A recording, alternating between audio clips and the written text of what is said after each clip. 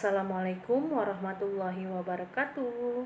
Alhamdulillah anak-anak semua, hari ini kita belajar kembali agama Islam. Apa kabar semuanya? Insya Allah dalam keadaan sehat walafiat ya semuanya. Oke, sebelum memulai pelajaran agama Islam hari ini, alangkah baiknya kita berdoa bersama-sama terlebih dahulu ya. A'udzu billahi minasy syaithanir rajim. Bismillahirrahmanirrahim. Rabbi zidni ilma warzuqni fahma. Amin. Nah, selanjutnya kalian boleh siapkan alat tulis kalian, buku paket kalian. Ya, minggu lalu Bu Aufa sudah menjelaskan tentang kitab-kitab Allah. Hari ini Bu Aufa akan melanjutkan materi lagi yang C dan D tentang Al-Quran. Oke, baik. Langsung saja ke slide berikutnya. Diperhatikan dan disimak baik-baik ya. Selanjutnya, kalian buka buku kalian halaman 46. Diturunkannya Al-Quran. Bisa dilihat ke papan tulis. Al-Quran diturunkan dalam 3 tahapan. Yang pertama, Allah menurunkan Al-Quran ke Lauhul Mahfuz. Nah, dari Lauhul Mahfuz kemudian Allah turunkan ke Baitul Izzah atau langit kedua.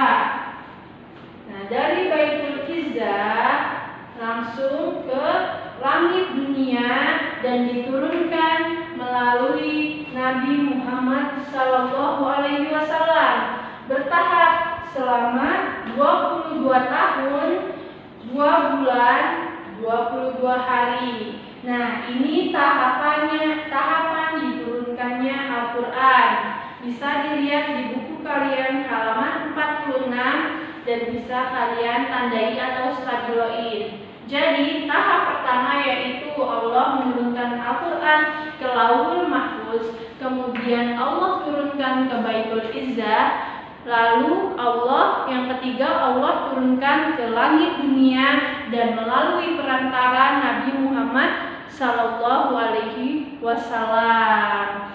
Nah, kemudian sebagian surah dalam Al-Quran diturunkan sebelum Nabi Muhammad Sallallahu Alaihi Wasallam hijrah, yaitu di kota Mekah. Makanya ada nama surah yang dinamakan surah Makkiyah. Dan sebagian surah Al-Quran diturunkan ketika Nabi Muhammad SAW sudah hijrah, yaitu ke kota Madinah yang dinamakan dengan surah Madaniyah.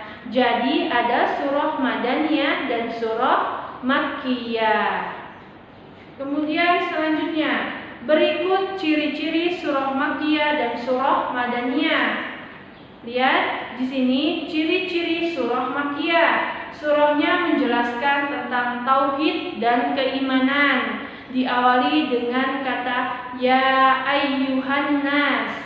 Yang ketiga, ayatnya pendek-pendek. Nah, biar kalian lebih mudah mengingatnya, surah Makkiyah itu ayatnya pendek-pendek dan diawali dengan kata ya ayyuhan nas dan pasti menjelaskan tentang tauhid dan keimanan.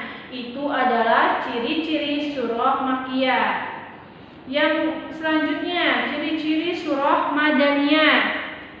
Surahnya menjelaskan tentang ibadah dan hukum. Yang kedua diawali dengan kata ya ayyuhalladzina amanu. Nah, yang ketiga ayatnya panjang-panjang.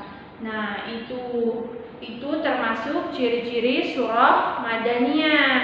Perbedaannya antara surah Makkiyah dan Madaniyah, kalau surah Makkiyah itu menjelaskan tentang tauhid dan keimanan, tetapi kalau surat Madaniyah itu menjelaskan tentang ibadah dan hukum. Kemudian kalau surah Makkiyah ayatnya pendek-pendek, tetapi surah Madaniyah ayatnya panjang-panjang. Itu perbedaannya agar kalian lebih mudah. Selanjutnya, hikmah diturunkannya Al-Quran secara bertahap. Dilihat buku kalian. Yang pertama, untuk menetapkan jiwa Rasulullah dan menguatkan hatinya. Jadi agar Rasulullah itu kuat hatinya dalam menghadapi dakwahnya. Kemudian untuk mendidik masyarakat dan menyesuaikan hukum Islam secara bertahap. Jadi agar mendidik masyarakat umat Islam secara perlahan-lahan, tidak secara terpaksa, tetapi secara perlahan-lahan dengan lembut, seperti itu. Yang ketiga, untuk menunjukkan bahwa Al-Quran itu kalam Allah Subhanahu wa Ta'ala. Jadi Al-Quran itu tidak diturunkan langsung secara satu buku, tetapi secara bertahap-tahap firman Allah, kemudian dijadikan satu yang disebut dengan Al-Quran. Jadi untuk menunjukkan bahwa Al-Quran itu kalam Allah, jadi agar terbukti jika Al-Quran itu adalah sebuah firman Allah Subhanahu wa Ta'ala karena diturunkannya secara bertahap. Kemudian keempat, untuk memudahkan Nabi dan para sahabat menghafal, memahami dan menjalankan perintah Allah Subhanahu wa Ta'ala. Jadi di dalam Al-Quran Nabi dan para sahabat jadi punya tuntunan karena itu perintah dari Allah Subhanahu wa Ta'ala. Oke, kita ke halaman selanjutnya. Yang D, mengetahui isi pokok kitab suci Al-Quran. Pada hakikatnya, semua kitab-kitab Allah Subhanahu wa Ta'ala mengajarkan tentang keesaan Allah. Semua kitab-kitab Allah merupakan pedoman hidup. Al-Quran adalah kitab terakhir, maka Al-Quran berlaku bagi semua umat sepanjang zaman. Jadi Al-Quran itu adalah pedoman hidup kita, tuntunan hidup kita untuk melakukan sesuatu perbuatan. Kemudian Al-Quran pertama kali diturunkan kepada Nabi Muhammad SAW pada tanggal 17 Ramadan melalui perantara malaikat Jibril di Gua Hira. Sejak saat itu pula Nabi Muhammad SAW menjadi Rasul terakhir. Peristiwa turunnya Al-Quran ini diperingati oleh umat Islam sebagai Hari Nuzulul Quran, yaitu pada setiap tanggal 17 Ramadan pada tanggal 17 Ramadan. Nah, kalian pasti pernah dengar ya, kalau bulan puasa ada malam Nuzulul Quran. Nah, itu adalah malam ketika diturunkannya Al-Quran, ketika Nabi menerima Al-Quran. Ya, makanya di malam-malam Nuzulul Quran kita harus banyak berdoa, berzikir kepada Allah, karena itu adalah malam-malam yang mulia dan malam-malam yang insya Allah doa kita diijabah. Nah, Nuzulul Quran itu terdapat di bulan Ramadan atau bulan puasa. Nah, ayat Al-Quran yang pertama kali turun adalah surah Al-Alaq. Jadi ayat di Al-Quran yang pertama kali turun yaitu surah Al-Alaq. Ada yang tahu bunyi surah Al-Alaq? Iya, bunyinya yaitu Iqra bismi rabbikal ladzi khalaq. Nah, itu adalah surah Al-Alaq. Kemudian ayat terakhir yang diturunkan kepada Nabi Muhammad SAW menurut pendapat Ibnu Abbas dan Abu Muhammad As-Sudi adalah surah Al-Maidah ayat 3. Nah, itu adalah ayat terakhir yang diturunkan.